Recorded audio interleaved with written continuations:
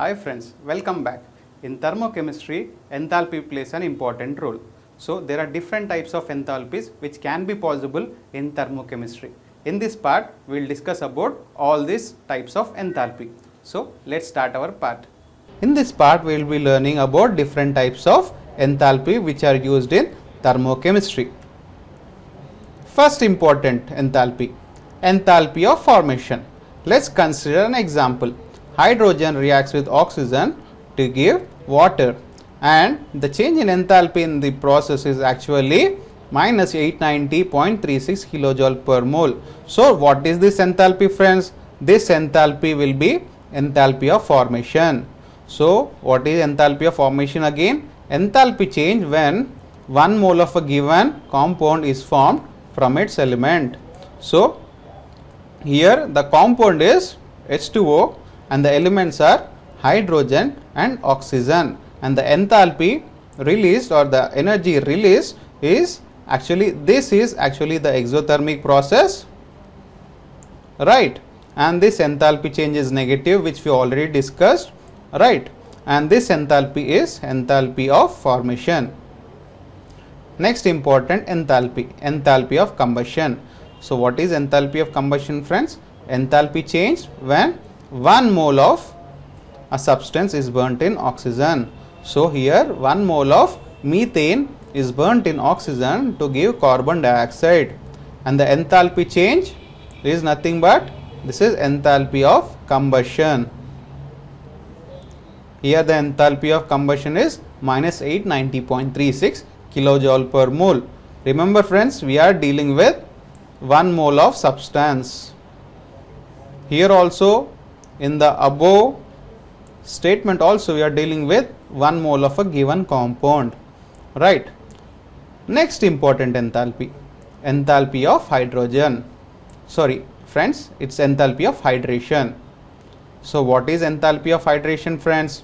Enthalpy of hydration of a given anhydrous or partially hydrated salt is the enthalpy change when it combines with the requisite number of water molecules to form a specific hydrate.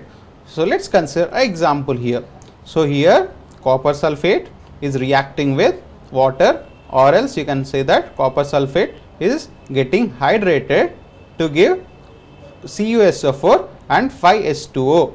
So what is happening, friends? In this process also there is release of energy. That means this process is also exothermic process. So what is the enthalpy which is related to this hydration, friends? This is hydration process, right? So this is hydration process, right? So such enthalpy which is dealing with the hydration process is actually called the enthalpy of the hydration. So here the enthalpy of hydration is minus 18.69 kilocalories. This is called actually, this enthalpy is enthalpy of hydration, right friends? Next important enthalpy, enthalpy of neutralization. Let's consider with an example first.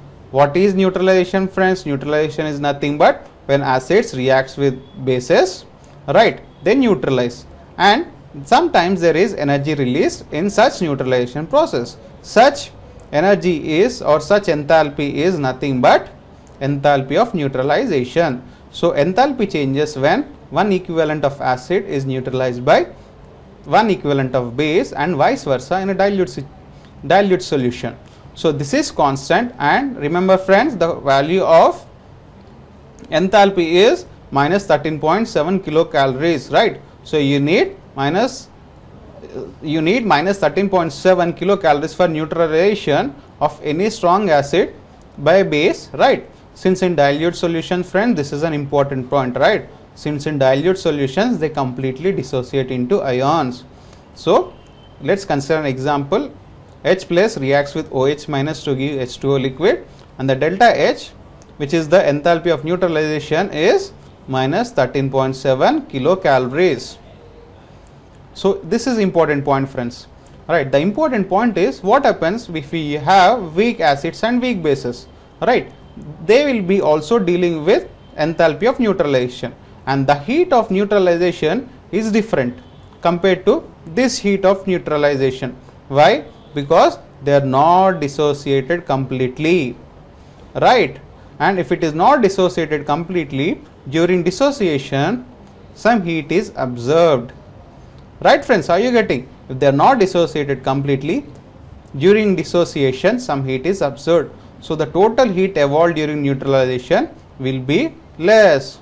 So here 13.7 kilocalories of heat was evolved, but here only minus 2.9 kilocalories is evolved, because the remaining heat is going in terms of heat of ionization, right? So 13.7 minus 2.9, this much amount of heat is going for heat of ionization.